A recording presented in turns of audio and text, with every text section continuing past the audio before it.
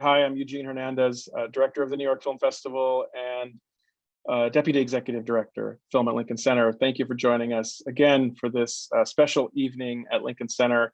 And so thrilled to be chatting over Zoom, but to share this conversation tonight at Lincoln Center outdoors with Ahmir Questlove Thompson. Welcome, Ahmir. Hello, how are you? How you doing? Hi, everyone out there. How are you?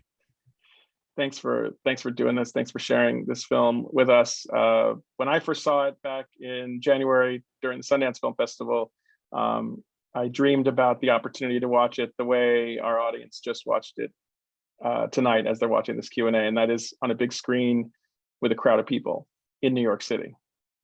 That's my dream too. You know, totally had this in mind, even as we were making it, even in the pandemic. We knew that that this Hail Mary pass that we were doing, and hopefully, have the film out in time, right when the world's about to open. This is the perfect film to embrace them with open arms and have them watch. And, I'm so glad that the timing couldn't have been better. This is the exact moment, right when the world's starting to open up right now. And, so hopefully this will be people's first foray into a movie theater. And I couldn't be happier. Timing is everything. Timing is everything. You're absolutely right. Thank you to our friends at Searchlight and Hulu. The film is in theaters and on Hulu July 2nd. So tell a friend about that. Mm-hmm. So Ahmir, let's just talk a little bit. We have just like 15 minutes, but let's just talk a little bit about, let me start by saying one of the things that I was thinking about in discovering this story, the story of this film and the experience that happened and was almost lost. Yeah. So, let me just start with a simple question, and then we'll get into the complexity of what happened here. How did you individually discover this cultural festival? Okay, so I inadvertently discovered this in 1997. It's my first time in Japan, and I kind of joke about it, but it's actually real. Like before YouTube, I was actually YouTube. So it was my job, and this is during the period in which I'm at Electric Lady Studios. We're like working on Erykah Badu's Baduism, working on D'Angelo's Voodoo, working on Things Fall Apart for the Roots. So what I would do was I'd always walk around, not a backpack, but I would have two big giant Kipling bags full of nothing but VHS cassettes. And DVDs weren't quite out like in 96, 97, but I took my first trip to Japan, and I was in a cafe called the Soul Train Cafe. And I'll say like maybe a minute or two, like 90 seconds of the Sly and the Family Stone footage, the kind of bird's eye view camera of it, that was playing. But in my mind, especially in 96, because America really, besides Lollapalooza, America really wasn't familiar with festivals the way that I knew it. We had moved to Europe and realized we moved to Europe because there was like 900 festivals all across Europe. So the Roots lived in Europe for like 4 years. So in my mind, I think when I saw the footage, I just thought, oh, that's Sly and the Family Stone somewhere in like Switzerland or something. There were festivals behind them.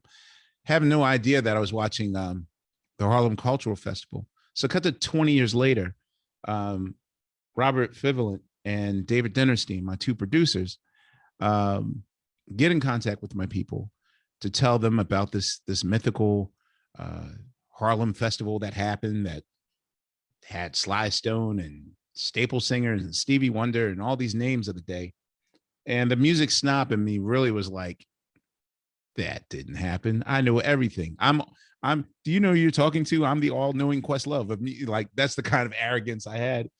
And man, they humbled me real quick and showed me the footage. And then I was just like, oh God, this is real. And then it was like, wait a minute, how come I don't know about this? Like, again, the arrogance set in, like, wait, you try to outdo God? Like, how do I not know about this? I know everything. And, then I got defensive, like, well, wait, why should I direct this? Like, I'm a first time, I just got my permit a second ago. You want me to drive this 18-wheeler across the United States? And so, I had those moments where that's the biggest takeaway from this, that, I had all this doubt and fear. I do with anything I do that's new. And but I realized that this story is way bigger than me or my fear, that this is, I get a chance to restore history and correct history, not just make my directorial debut. I get a chance to actually, something I care about, music history. I get a chance to really correct it. And yeah, it's been a really strange 2-year journey to get to this point right now. Yeah. Fascinating. Look, watching the film a few months ago and then watching it again recently, I just feel like I get this, like, and I'm sure our audience who just watched it are feeling it. It's like this time capsule that just got, this time capsule you didn't even know you were looking for, this archive that you didn't even know you existed, but that you realized that you needed. And we can talk about why in this moment it's so necessary, but also just like as a we're at Lincoln Center with this Q&A, and just as part of like a cultural legacy. That was, again, I get so focused on the fact that it was nearly lost, or like that some, Ahmir, Questlove, Thompson didn't even know it existed, and you're out in the forefront of like exploring what has happening musically to our culture, in our culture, historically, and in the present moment. So that's how do really we get profound. to that point? That's the $1 million question, right? I'll say this much, and I definitely learned it because I think, not even as a country, as a world, I'm certain that the world has taken in, especially last year, a lot of content. A lot of us were locked in our houses, quarantining, and television and our computers or whatever our streaming systems were, that was our best friend.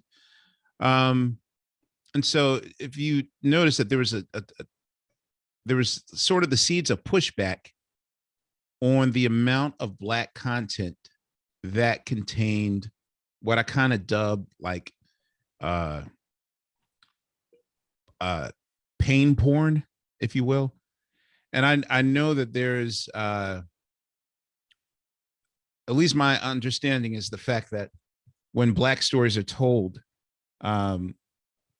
it's important to be true and authentic to what we experience. But what winds up coming through, usually with every important Black story, is just like how much pain we go to. And it's not even just with fictional stories, just with what's on social media, the fact that it's just so normalized for us to watch Black bodies get shot and killed like it's nothing. We've all watched that George Floyd clip at least 10 times. So it's almost like it was getting normalized. And I realized that the one component that is also just as crucial to our experience in storytelling is also Black joy. That's just as crucial. It's different food groups, but Black joy is also important in telling the story. And I don't know. It's just like when I was making this film, I decided I held off on reading that Prince autobiography for the longest, because it's hard to say, really coming to grips that he's not here with us. So like reading his autobiography was like my last act of seeing something about Prince that I didn't know. And he talks about how much seeing Woodstock with his father as an 11-year-old meant to him, and how that was a paradigm shift, and how that changed his perspective, and how that was his come to Jesus moment. And I thought about it like, wow, okay, so he was 11 when Woodstock came out, and that changed his life and turned him into my musical hero. And I'm just wondering, like, wow, like if Summer of Soul had come out as intended, would that have affected me the same way? What's weird? What actually wound up replacing Summer Soul, what beat it to the gate, sort of in a tortoise in the hare way, is Soul Train. Soul Train wound up being the epicenter of what the first view of Black joy us not being mired in protests and getting gunned down or hosed down or being mired in trouble.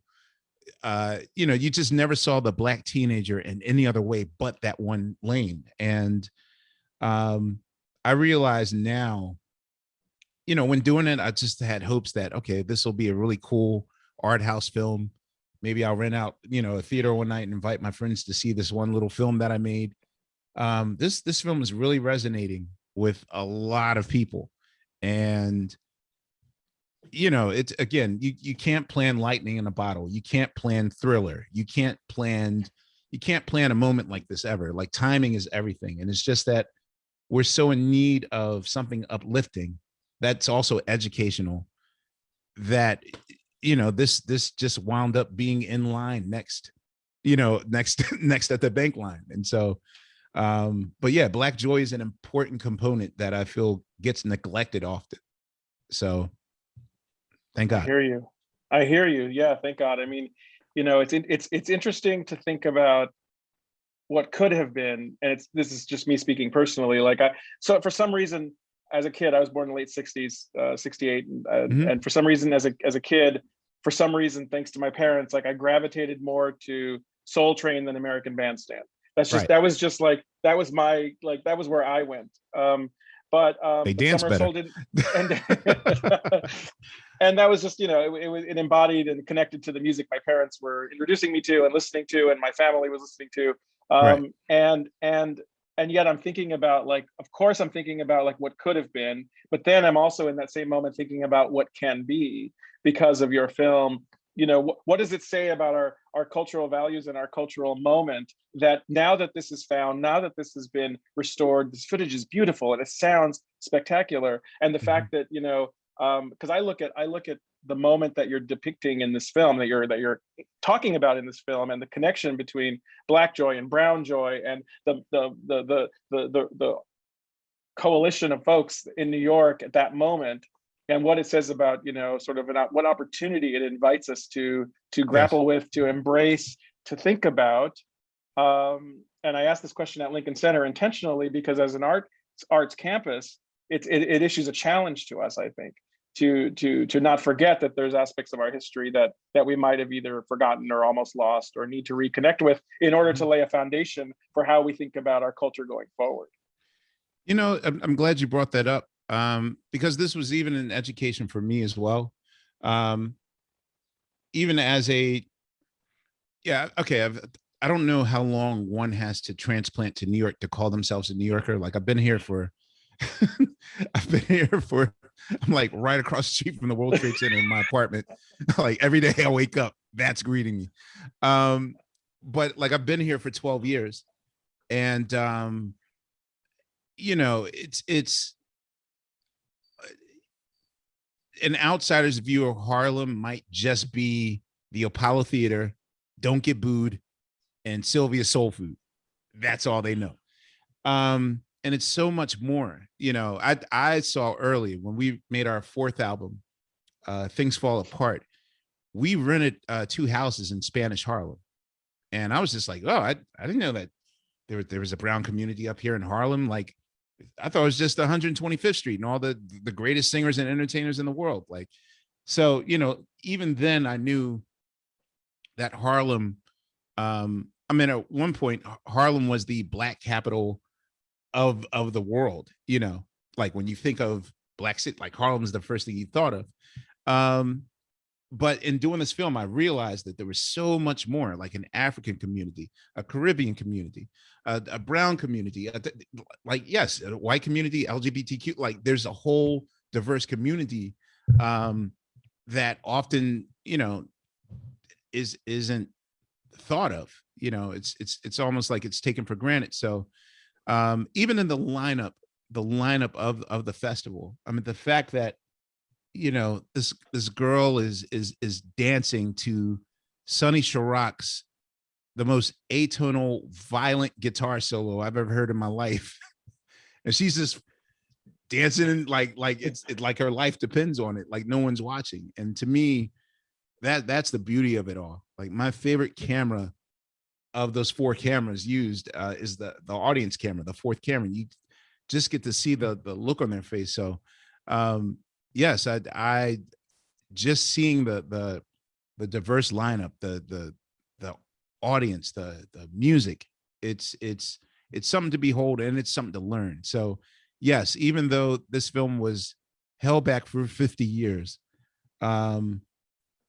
which, you know, is, it speaks to the power of the film that even 50 years out the gate, it's still as potent and as needed and as urgent now than it ever was. Perfect words to conclude this brief, but for me, meaningful, and hopefully for our audience, significant conversation this evening that we're sharing at Lincoln Center. Thank you, Ahmir, Questlove, Thompson, for sharing this film with us on Juneteenth at Lincoln Center. It's really meaningful to us. The film, as I mentioned earlier, will be in theaters and on Hulu July 2nd, thanks to our friends at Searchlight. Congratulations to you and all your colleagues in bringing this film to reality, and thank you for sharing the joy with us. Thank you guys for watching. I appreciate you and the audience for watching. Please spread the word to people, bring your family, everything, even drive-ins. We're doing a drive-in component as well. Thank you very much. I appreciate it.